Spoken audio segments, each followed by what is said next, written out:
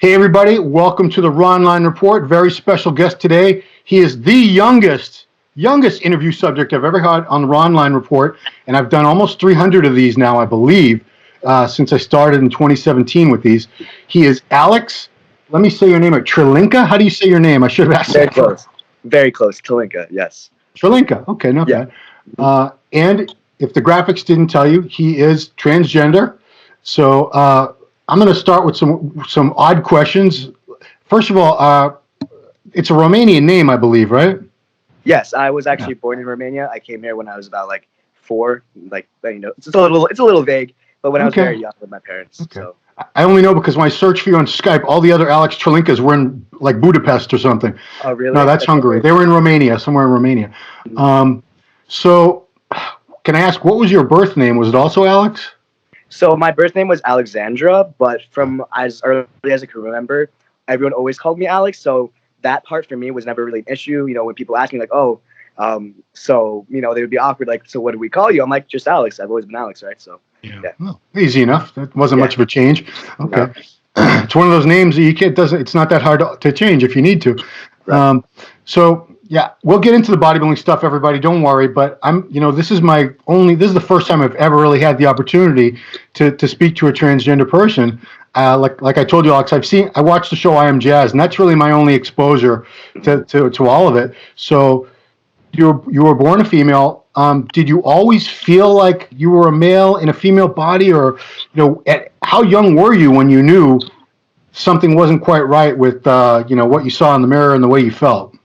Right. So pretty much, I feel like when I was very, very young, we're talking like kindergarten and stuff. I definitely wouldn't say I had a comprehension enough to like even think about gender. I think at that age, everyone is like that's like not something that you really think about. You don't really have that societal expectation between Mhm. the difference between like a male and a female. At that Yeah. age, it's kind of like you're a kid. You do Right. you like enjoy your life. But yeah, from a very young age, I got a very like I'm the very stereotypical case. Like I got along better with the guys. I was hung out with the guys. And as I grew older, I would say around like 7, 8, it was when I started to really realize like this is not normal how I feel, because that's kind of the age that I started having those societal pressures of a woman that would have wear your dresses and do this and do that, versus like Yeah. guys don't do that, and it made me feel extremely uncomfortable. And I started realizing that I was trying so hard to almost imitate and copy all my friends that were guys, and I didn't understand why for the longest time. But I think at that age, as I matured a little bit, I started to recognize that's not normal the way I was acting. Um, I wanted nothing to do, like, like when you're very young, they kind of sometimes, if they're doing like group things in school, in the classroom, they might like split you up between the boys and the girls. I Yeah. would hate that. Like, or like, Mhm. even some schools, like at least my elementary school, sometimes like at lunch, they had like the girl sitting over there and the boy sitting like over there. I Yeah. hated that stuff. It made me feel so uncomfortable, Mhm. and I would get like anxiety attacks, and things of that nature from a very young age. So definitely there were signs from just when I was like probably 5, 6, but I didn't really truly grasp it until I was around 7, 8, what was going on. So when that's still very young. That's still a young kid. You don't 7 or 8 years old. I can barely remember anything from that age. Right.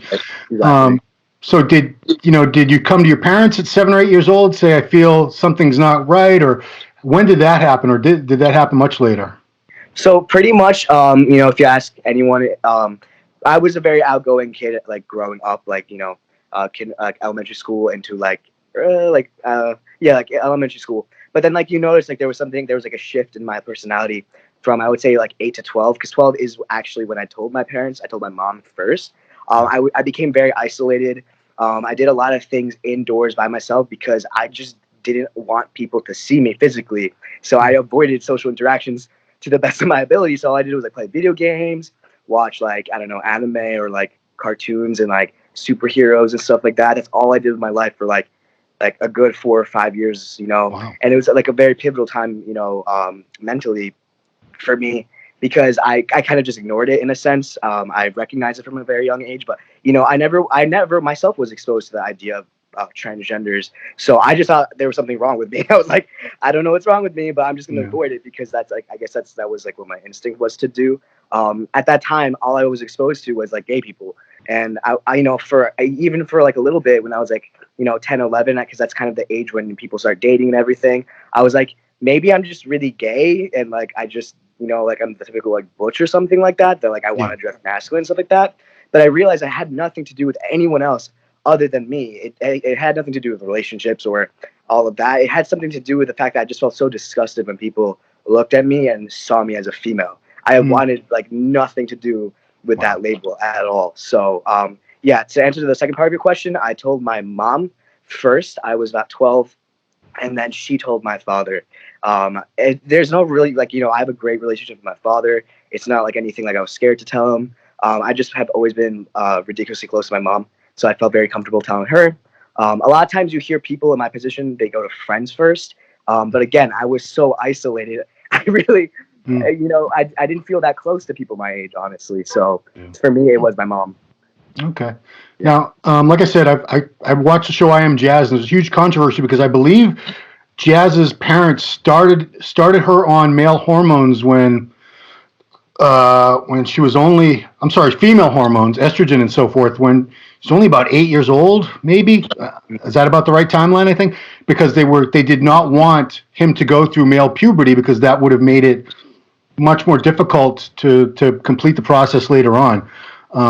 It's probably not the same female to male because I don't think female puberty screws you up as far as transitioning into a male the same way, does it?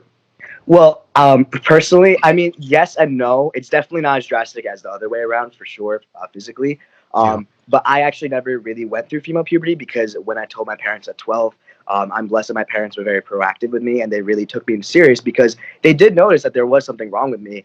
I honestly, like, I went through therapy and stuff and they couldn't figure out what was wrong with me. Like, your kid doesn't seem like depressed or anything. He's just, well, I mean, she at the time, she just, they didn't really understand. No one understood what was going on, including myself, because again, it was such a new thing.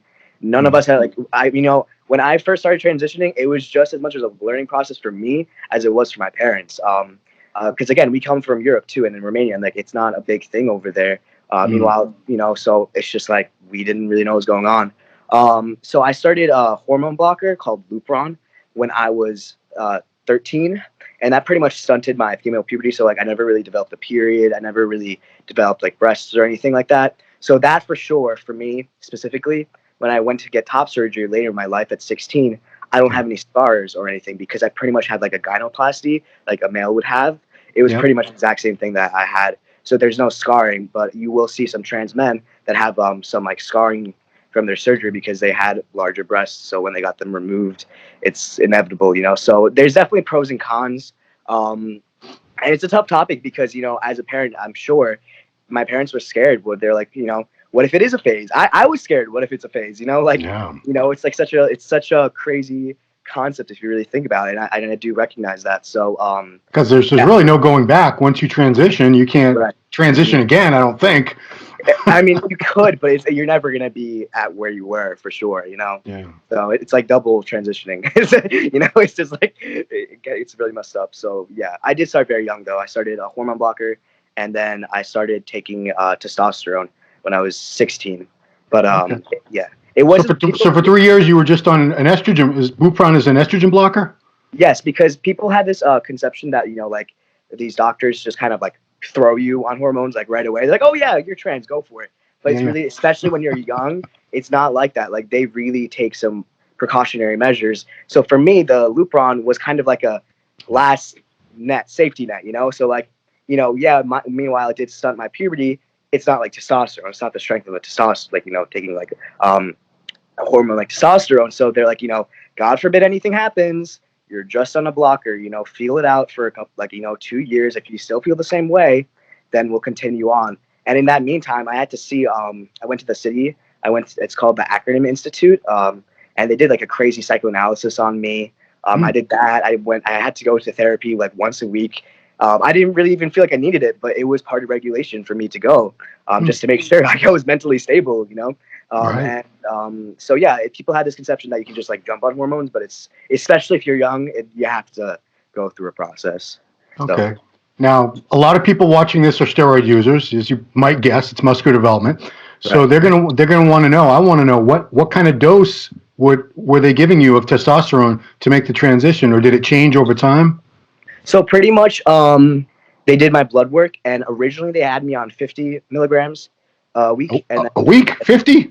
yes, that's it. That's it. Yeah, yeah. It's really just enough to make your levels equivalent to a natural male's levels. It's not meant to surpass that in any way, shape, or form. Honestly, they're pretty conservative about it usually. They bumped it up to 80, but I've never gone over that specifically through my endocrinologist. So they're not pushing the numbers at all. You know what? I'm pretty sure it's That makes a lot of sense because, I deal with a lot of female competitors who use drugs, and the amounts that women need to get the same results are a fraction of what men need.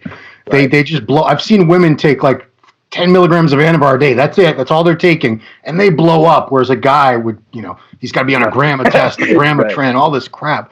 So that really makes sense. I never thought about it that way. Huh. Right. So 80 megs a week. I know guys who have that with breakfast every day, Yeah. with their Cheerios. But okay. So were you athletic before bodybuilding, or was the weight training? How did you come to weight training and bodybuilding? Where'd that come from? So no, before the bodybuilding, I definitely was not athletic. I was like 90 pounds, like wet. I was like all into music. I played the drums, guitar. I was in like a outside school performance program. I was all about music and like drawing and arts and stuff. Honestly, what got me into bodybuilding was I had my top surgery done, and after my top surgery, I just kind of like looked in the mirror, and at this time, like I was pretty insecure. I was very skinny, and I didn't. It was pretty feminine, to like I would wear a shirt and I looked so skinny. Right. And I kind of just like looked in the mirror and objectively told myself, I'm like, you're really skinny. Like it's not a good look. At this time, obviously, like I'm a teenager, like I'm trying to date girls and stuff like that. So it's Right. the typical, like, I just wanted to put some weight on, just to feel better about myself and stuff. I had absolutely no desire to like do bodybuilding. It was more just, I had no idea what I was doing. I was just like, maybe if I can like have my shoulders a little bigger, this and that. And then, it's kind of like the typical answer, like, I Well, started. how did you start? Did you start did you just join a gym and sort of look around, try to figure out what to do, or did you have a trainer, or did you train at home? How did you start training? So I started actually training at home first because I was like really like nervous to go into like my school shape. I was like, oh my god, like I was like, I'm not doing that. I'm so weak. I'm gonna be so embarrassed. So I started with like 20-pound dumbbells in like my basement. I, I've always been the type that like all or nothing. So even though when I first started, it was just like going to be a hobby of mine. I like to research. I like to learn and like find out more things. So I did my research. I started learning about like Mr. Olympians, like Well, I'm Dorian. curious because you have so much.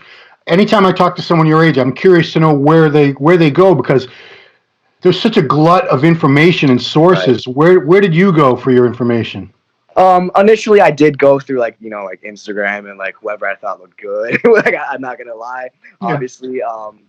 But then I started realizing, I'm like, wait, as I actually like sat down and took the time to learn about once I started learning about the history of bodybuilding, that's when I started getting like the correct information from that people. That's when I started learning about like Dorian and Ronnie and all these amazing athletes. And so after training in my like basement for like a couple months, then I decided to upgrade to my school's gym, and then from there I guess I took some tips from like the football guys. I befriended them, like the wrestlers and stuff, because I've always been friendly. I'm pretty easy to get along with, I hope. And they kind of just like talked to me. They were actually really nice to me, and I really do appreciate them. Yeah, I would. Sorry to keep interrupting you, but I'm curious No, because if you're in this situation in the '70s, it would have been just horrific. Kids right. kids can be just the worst. Trust me. Mhm. I went to high school. I went to junior high. It's 2019. We're almost in 2020. I like to think that everybody's a little less racist, a little less homophobic. Every generation that goes by, I think we get a little bit better. Like, Right. I'm better than my parents' generation. My kids are definitely better than me in that regard. What are kids like now? What are kids like today in regards to, how you were accepted and how they dealt with you and reacted to you? So initially, when I started transitioning in middle school, because that's when I did start transitioning, overall, I had mixed responses. My close friends were like, "I'm not surprised." They knew something was up. But yeah, I'm sure I don't even remember that vividly because it wasn't that traumatic. It was never like to my face. It was never physical. I'm sure in middle school, if you get a bad haircut, people talk about you because everyone's so bored out of their minds. So, but like I'm sure like I had some people so I had some guys that kind of like poke at me and stuff like that, but it was never super aggressive. And actually, because the way I responded to it, when people, I was always so open about it. I'm like, listen, if you have questions, just ask me. There's not a stupid question. I tried to not make it a big deal. I tried to not victimize myself. And I guess people just kind of reciprocated that, they mirrored how I felt about it, which I think is really important. And yeah, by the time I hit high school, I didn't have any problems with anyone. Wow. Even I had like a problem with one kid in middle school that like he just like refused to call me he. By the time I hit high school, he came up to me randomly one day. I was like, you know what? Like, I apologize. Like, I was just being immature and like it's absolutely wrong what I did, and I hope we're okay. And I'm like, yeah, listen, it's fine. I get it. Like, I was like the first transgender of my like school, so considering that it went so well, and I was overall so grateful. So I was like, yeah, it's fine, man. I do appreciate you going out of your way to tell me that, and now we talk like we're casually like friendly acquaintances. So I definitely think that it's really important in whatever you do in life and whatever situations you present to the world. People will mirror that. So if I decide to make myself a victim and make it a big deal, so would have others, but because I decided not to make it a big deal and just, continue on my life and act casual, that's what I received back. So. Okay, cool. So you were training at home. Now you're at the school gym. Are you starting to see any results yet? You starting to see any muscles? Yeah. So actually I saw some results, I would say like pretty fairly quickly. Cause again, like from the get go, I made sure I like knew at least something. I wasn't just going to like randomly do things and hope. Like I learned like, okay, I have to be in a caloric surplus put muscle on. Like I learned like the very basic fundamentals. Yeah. And yeah, I saw results, and like once I started seeing results, that's when I was like, oh, this is really cool. Let me learn more. Let me try it like harder. Let me, and I found some friends that were also into it, and then from there, once you have like a group of people that like doing the same thing, it just pushes you to keep going. And again, I just learned more about the sport, the people in it, the correct. I actually I worked. It's funny because at one point I did get a coach. I just like online something like very. I was like, like let me get like a coach, someone who was like decently priced that can help me out. And it was actually Sadiq Hadzovic, and it's Oh funny yeah, yeah. yeah. And I just like I signed up for his like ebooks, and then like I did some personal training with him, and he taught me a lot. And then that's funny because I looked him up on like YouTube, and I was like, wait, he trains on Long Island? What? Like where? Yeah. And then I looked it up. I'm like, oh, and then I started learning about Beth Francis Powerhouse Gym, and I got really intrigued. And it's funny because like I hit when I hit senior year, that's when I started taking like really really seriously. Senior year, I would say, is when I kind of took it from just like a hobby to I was like, wait, like I might actually want to like do this seriously. And I had like a half day because I finished all my course requirements and stuff by 11th grade. So I really didn't have to be in the school for the whole day. So I would get out of school like about 11 o'clock. And from there I would drive to Bev's like every single day. Wow. Because I also had my driver's license by then. So Wow. I would drive like 45 minutes every day back and forth just to go to Bev's. And from there it's like history. I met Sadiq, I met Arash, and like all these amazing athletes, and NPC competitors, and they all just like amazed me. And being in that environment really pushed me. I was like, wow, like wait, I can actually do this, So So that's your gym? That's where you've been for about 2 years now? yes, that's where I've been for years now. Yeah, you're very fortunate because they call it the East Coast Mecca. I lived out in California in the '90s, and Gold's Gym Venice was the Mecca. But right now, you'd be hard pressed to find more than 2 or 3 pros in there at any one given moment. Back in the day, it was like 20, 30, whatever. But Bev and Steve's, my goodness gracious, there's probably I don't know, it's probably about 20, 30 pros that train there on and off, and then everyone, and there's a lot more that just come and visit constantly. So Absolutely. Mm-hmm. you've probably been able to see almost everybody just training there. Mm-hmm. Yeah, and it's amazing. It's like a little community. Like I go in there and I see the same faces every day. They see me. We know each other like by like first and last name basis. And like even if I'm training by myself, I know I can just literally turn around and there'll be at least like 3 people I can like ask for a spot. So it's an amazing environment to be in. Seriously, like it's funny you mentioned Gold's in California because I did visit California last summer, and I was like so excited. I was like, oh, like I gotta see Gold's, But it's funny because at this point I've been training at Bev's for so long, so I was kind of expecting that. But I was like, wait, this is like not as hardcore as I thought it would be. It's Like I'm not. like, wow, people go hard at it like that. It's like, so Yeah, like yeah, if I try to sit here and think of who trains there, which pros, it's there's not that many, not that many at all. But so getting in shape, putting on muscle is one thing. Competing is a whole other world. right. When did you first start to think, I really want to do that? I want to get up on stage and compete. So I decided, I would say, about not the summer that just passed, because that's when I competed, but the summer prior to that, I put some decent amount of muscle, and people were like, honestly, people just kind of got in my head. They're like, hey, you should compete, you should try, why not? I'm like, maybe I should. I was like, like this is like the continuous like nailing of that in my head. I'm like, maybe I should. I like posing. I started looking into like posing and stuff. I thought it was really cool. I actually went to some like NPC shows like locally. There's so many in like Jersey and like in the area, and I thought it was really cool. And honestly, the only thing that was holding me back for a little bit was I wasn't sure if I'd be allowed to compete, because I really didn't get into like the politics. So I was like, because I heard about like trans women trying to compete and it didn't go that well for them for obvious reasons, unfortunately. But Yeah. I wasn't sure if my position, which is kind of the opposite, would Right. make because if anything, I wish I'm at a disadvantage, but I'm definitely not at an advantage. Well, So let's be real. I mean, did you see the movie Transformer with Matt Kroc? no, I did not actually. Okay, it's on Netflix. But anyway, he's more famous for powerlifting. He's done some bodybuilding too. He used to be Branch Warren's training partner. Okay. And when he was talking about coming back and competing, or anytime, I shouldn't use him as an example, but anytime we've seen a male to female transgender person want to compete against women, whether it's bodybuilding or I think in the UFC there was a big controversy over one of the fighters too. It is an unfair advantage because I think that UFC fighter, she like shattered some woman's cranium with a left hook one day. But yeah, I mean, I would have said if I hadn't seen your pictures and I heard you were female to male transgender bodybuilder, I would have said he's so screwed. He's just there's no way he's going to do well because typically the bone structure alone is going to stop you from doing well because you need wide clavicles and narrow hips in any division, like we said before we started recording, whether it's bodybuilding, class physique, men's physique, you have to have that V taper. And a lot of women, they have narrow clavicles, narrow shoulders, and big hips, because that's biology. But, luckily for you, just the structure, which can't be changed. Your bones are what they are. Right. You can't do a damn thing about your bones. And luckily for you, you do have fairly wide clavicles and fairly narrow hips.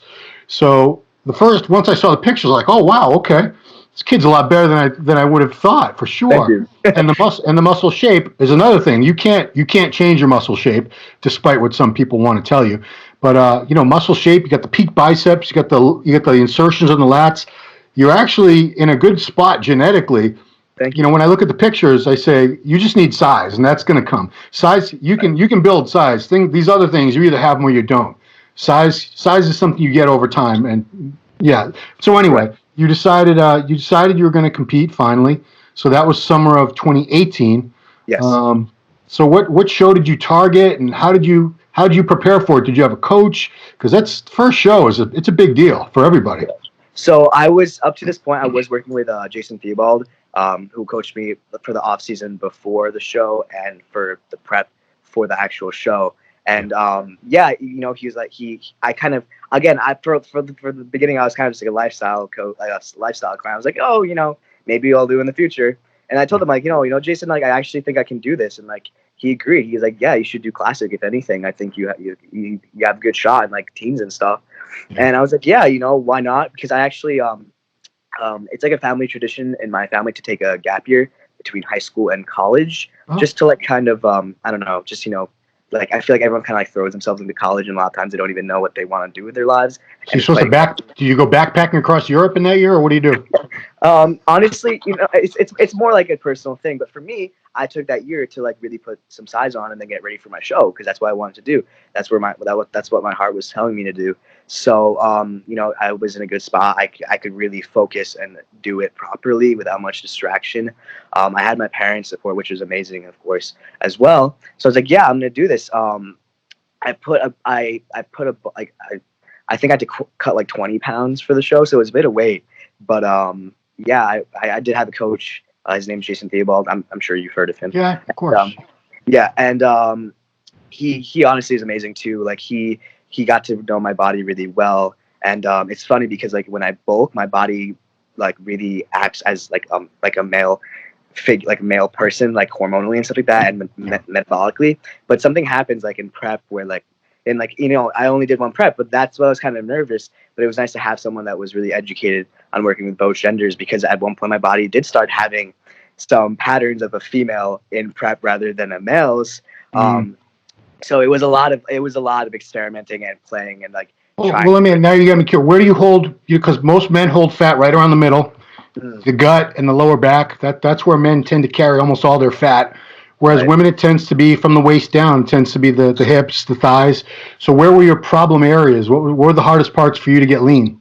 Honestly, I was luckily kind of just holding fat like everywhere pretty like equally. I didn't Okay. really have like, which is nice. Like I really didn't have like any glaring spots where I was like, "Ooh, you're holding a lot of fat in that area." Yeah. But again, you have to also consider at this point I was on hormone therapy for over 2 years, so your body does kind of switch over. Like there is like a fat redistribution phase, Oh, okay. where your fat patterns do tend to mimic a male's. So if anything, I would say mine does mimic a male's. I definitely don't hold like fat in like my glutes and stuff like that, like a female would. Right.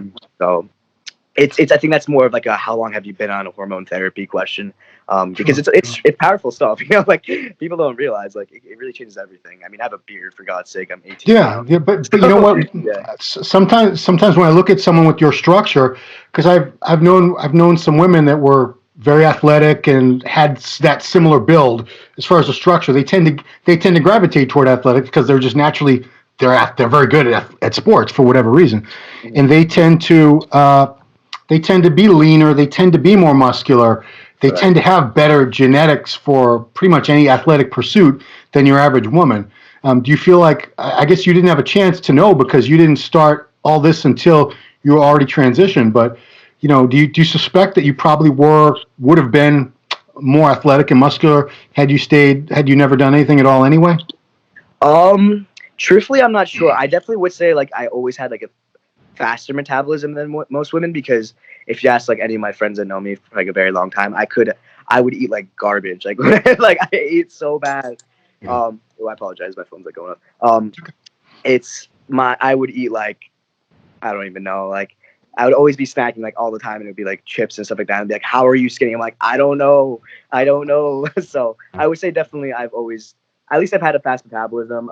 I wouldn't really know because I was a drummer, which I guess does require a bit of endurance. Yeah.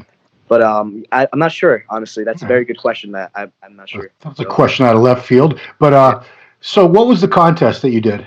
Have you I you, did. you did you just one show, right? Yeah, I did the Legends show, Victor Oh, Martinez, okay. Victor Martinez Legends. That was in Brooklyn, Bronx. Bronx. Hmm. I'm sure that the people from Same. Brooklyn just got really mad at me for mixing the two boroughs up because they're Yeah. actually very different places, I'm sure. But so did you have any competition? Because there's not a lot of teens anymore competing. Yeah, there was some competition. It was definitely not like a big show, but there was competition. So Oh, good, good, good. Well, it's like saying bodybuilding. Bodybuilding, teenage bodybuilding, back in the old days, back in the 80s and 90s, there would be 20, 30 kids in a class, and they would do 17 and under and then 18 and 19. Each one of those classes at just a regular local or regional show would have 20 or 30 young guys. And now, man, if you have two teenagers in a show, you're doing well. But you could have I did done. classic though. I didn't Yeah, you do did bodybuilding. classic. But that's what I was going to ask you. You know, you speak to a lot of people your age who are getting into this. Are they all a lot more interested in classic than they are bodybuilding now?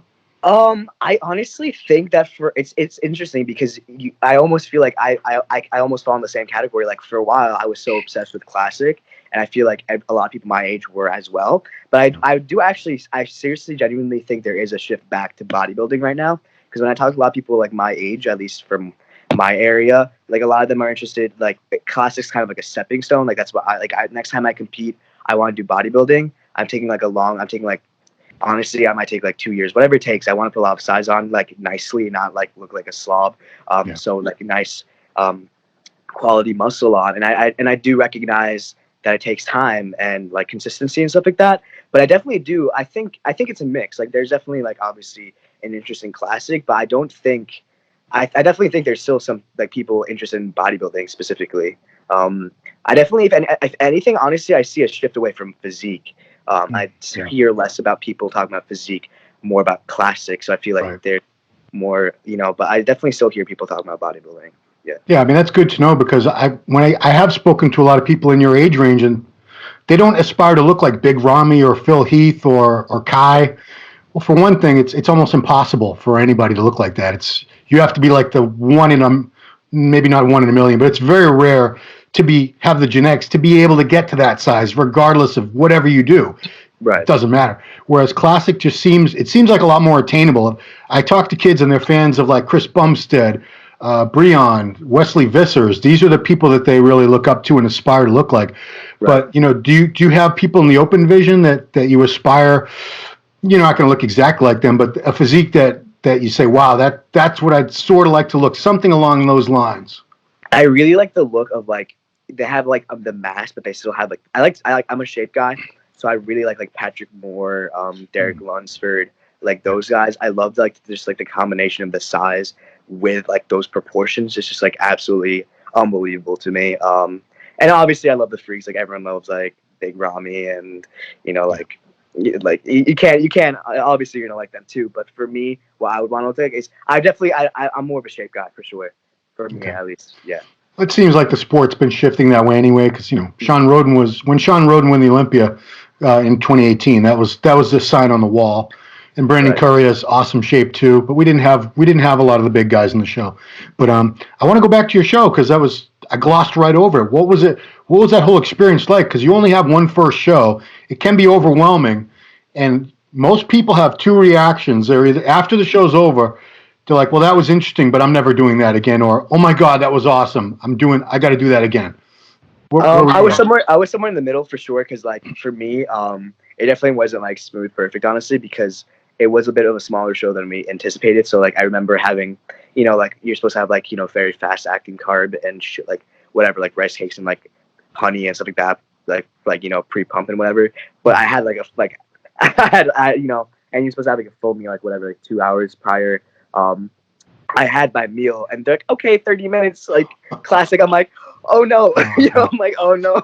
So I'm like texting my coach. I'm like, what do I do? I literally just had like chicken and rice, like, and he's like, okay, just have your pump food. And we were worried that I was gonna spill over, but I looked fine, thankfully. So yeah, there were some like moments that I was like, oh, like I didn't, I guess I wasn't calm because it was like I didn't know what to do in the situation. But overall, like I realized, like stressing out was only gonna make me look worse, literally. And there's so much magic you can do the day of the show. If you're not ready, you're not ready. So, and I thought I was ready. So I was pretty happy with what I brought. Yeah, condition. You were right there. Your condition was very rarely does anyone bring really good condition to their first show.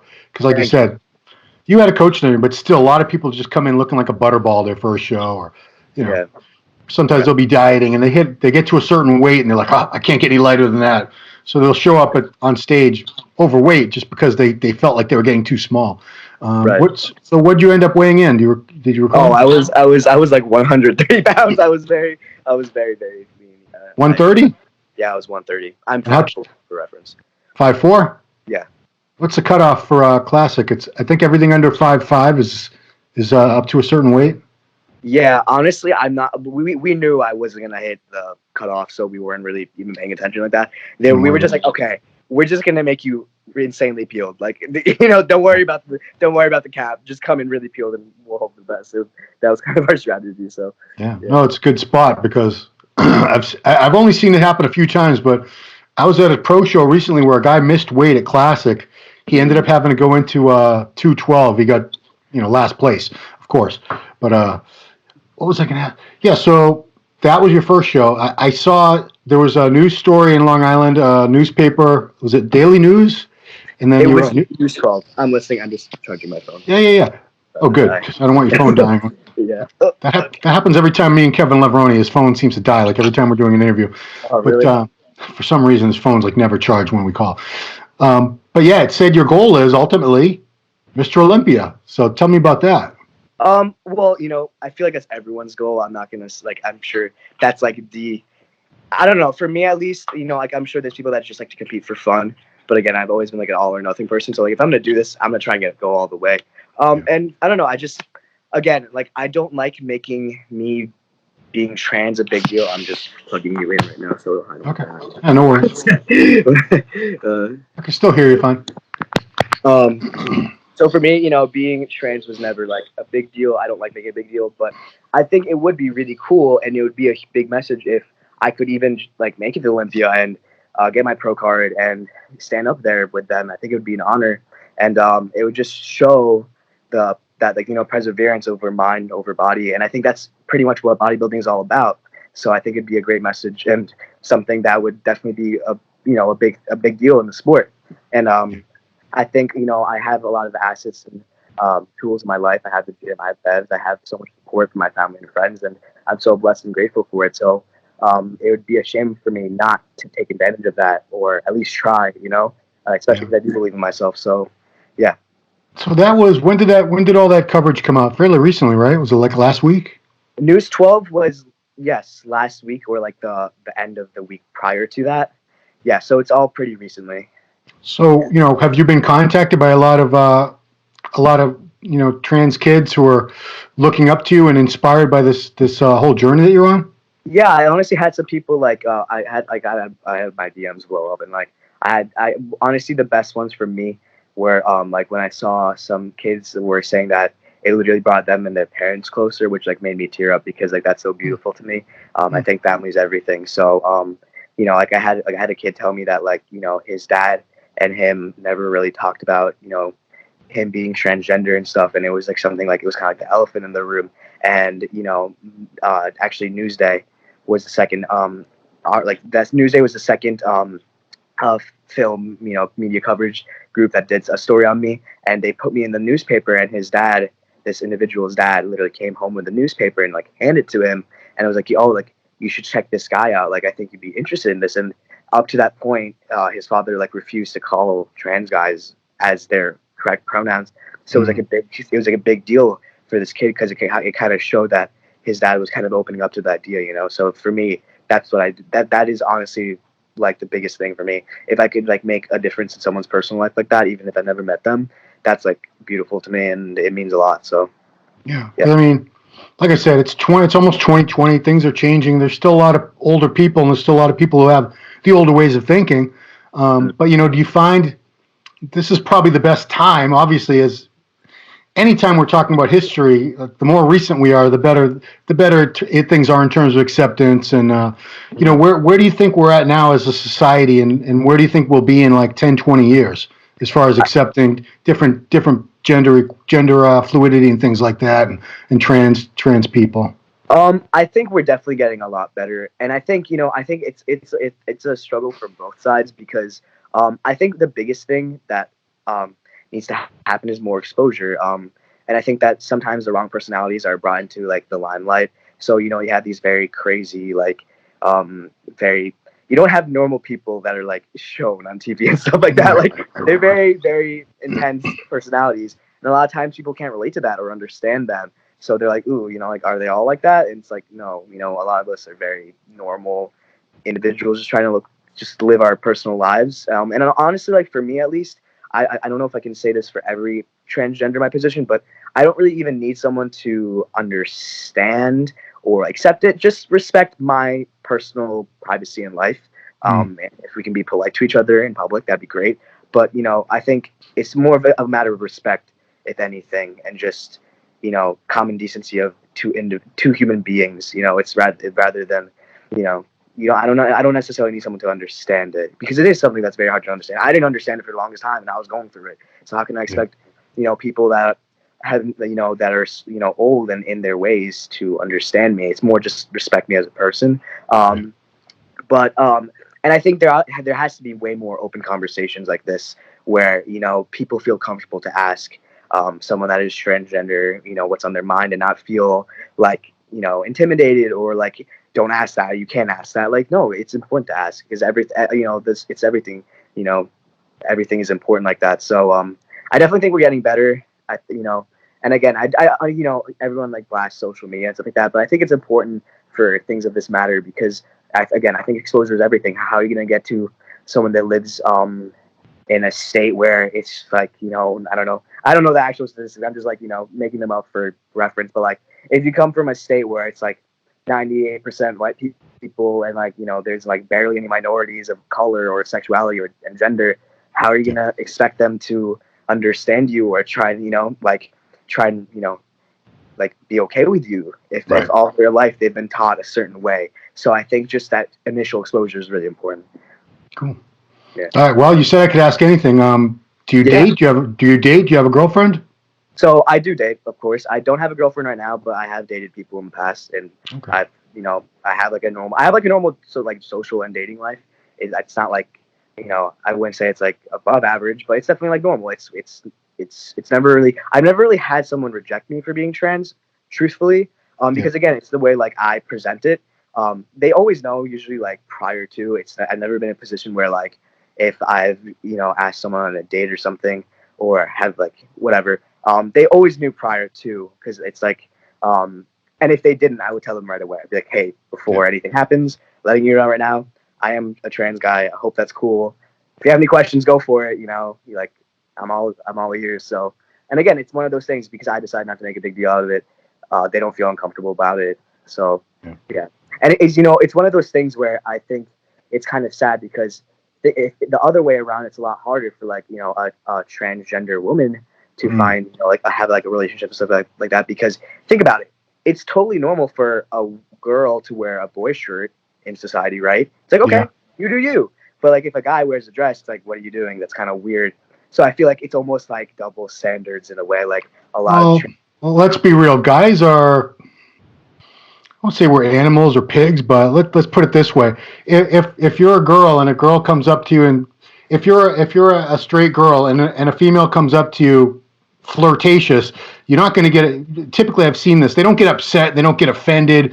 Right. They don't get defensive. But if you're a male and another man, if you're a hetero male and a male comes up to you and starts trying to flirt like with you, a lot of guys get very upset, very defensive, very angry because it's challenging their their macho-ness or whatever. So it's definitely men and women are very different that way, where men are just they're worried about not looking manly enough for something, so they can't even acknowledge that attention from someone without getting upset about it. Right, that's very true. I didn't even think like that. So yeah, good point. So yeah, no, I have a normal dating like life. Cool. That's not like, which honestly, that was like a big concern of mine. Like first transition, I was like, oh man, like that part of my life's gonna be raw. I was like, oh man, like this is me, like this is gonna suck. But like I honestly, like, actually, it's funny. Like probably like one of the longest relationships I had was like right after I transitioned and like felt more comfortable with myself and stuff like that. So I think again, I think like life mirrors you. So if the more comfortable you are and the more self-respect you have for yourself, people are gonna project that towards you as well. So I think you could say dating is rough no matter who you are. Yeah, it's true. If you're on Facebook, all you ever hear is people bitching about dating and this and that, and it's whatever. Yeah. But so let's get back to bodybuilding. You're competed back in July at that show, right? Yes. So you're in your off season now. Mm. So you're about to turn 19, so you're only going to be a teenager one more year. Do you plan on trying to compete as a bodybuilder while you're still a teen, or are you not worried about that? I'm honestly not worried about that. It's like, for me, it's again like I really I recognize the amount of just sheer mass you need to put on to be competitive in the bodybuilding division, and I want to kind of take advantage of my age to the best of my abilities because I talk to all these amazing athletes like Juan and Arash and all these like people that go to Bevs, and I asked them, I'm like, when did you start competing? Like I was like, what age did you guys start competing? They're like, in my like 20s. Like I'm like, okay, so I think a lot of people are so like, which is a good thing in a way, like are so eager to like get on stage now, do this now. But I think sometimes it's important to take a step back and like realize you have a lot of growth to do. Especially if you want to do like bodybuilding. Because a lot, and a lot of these athletes come from like football backgrounds or like something along those lines where it took a lot of years and they, teenage years to put size on. So I just want to kind of do this exact same thing. Yeah, so I'll talk to sometimes I'll talk to someone who's 21 or 22, and they'll say, well, I've only been bodybuilding for 2 years. I go, well, how long have you been lifting weights for? And they go, well, I guess I was 12 or 13 when we started for football. So they've actually been doing it a long time, but they only count when they were following like an exact bodybuilding routine. All that. That's when they sort of count backwards. Yeah, because even if you're doing classic, you'd still have plenty of room to grow Right. before you topped out for the weight division and everything. But yeah, I commend you because it's bodybuilding it's the toughest division as far as I'm concerned. That's when I started out. That's all there was bodybuilding. I'm sure you've talked to other cranky old men who tell you the same thing. But Yeah. it's encouraging to see someone that's pursuing it because men's physique, classic physique, especially men's physique, it's an easier option. You don't even have to have big legs for it. Bodybuilding's you're in for the full The long commitment. run. Yes. Yeah, Yes. it's a lifetime commitment because you're 18 now. If you stick with this, you're not going to hit your prime as a bodybuilder probably somewhere between 30 and 35. Mhm. That's Yeah. generally when guys look their very best. That's when I look my best. That's when you finally got pretty much all the size you're ever going to get, and you're starting to get all that detail and separation and the quality to the muscle that you Right. see a lot of young guys with good amount of size, but they don't have that yet. That muscle maturity, it does take years and years. It's just no way around it. So yeah, you're in for the long haul. It sounds like you're very dedicated, got a great work ethic, a great attitude. So like I said, genetics, the structure and the shape are there, and those are the things that have to be in place first, or else you can't go very far in the sport. Right. So you have those. You just need size. You're working on that. That's going to happen. No Thank worries. you so much. I appreciate it, and it's been my pleasure, honestly. Like for you to have me when you contacted me, I was like, "Are you serious right now? Is this going on?" I was like, "So I really do appreciate this." I hope if you have any other questions you feel like people might be like dying to know that they feel uncomfortable to ask, because I'm literally an open book. I'll answer anything. So. This will be on YouTube Monday on the Muscular Development YouTube channel, so people might leave comments. Okay. If any of them are ignorant, don't respond to those ones. But if there are some ones that you feel like you want to answer, I'm sure people would love to hear from you on YouTube. Okay. So, cool. Yeah, absolutely. I definitely will. Yeah. Well, Alex, thank you so much for taking the time. This has been very fascinating because, like I said, I don't get the chance to ask these questions. I never have before. I'd rather have this than my 45th interview with Ronnie Coleman. I love Ronnie. Don't get me wrong. I love Ronnie. Ronnie Coleman is quite the man. So, right. But everything I've talked to Ronnie about, I've probably talked to him 10 or 20 times at least already. So this was cool. Appreciate it very much. Thank you so much. Yeah. Right. Thank you so much for having me. It was a pleasure. So best of luck with everything, training, all that good stuff. And, we'll probably have you on in the future when you're closer to competing again for sure.